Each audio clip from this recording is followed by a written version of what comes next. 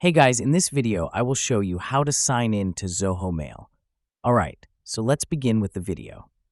First things first, you'll want to open your preferred web browser and you'll need to type in the URL zohomail.com.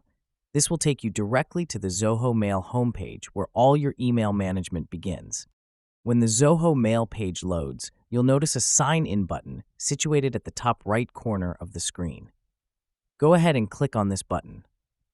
Clicking the Sign In button will lead you to the login page where you'll be prompted to enter your credentials.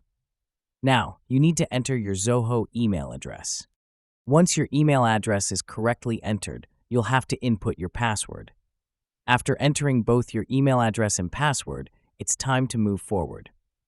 Click on the Sign In button again.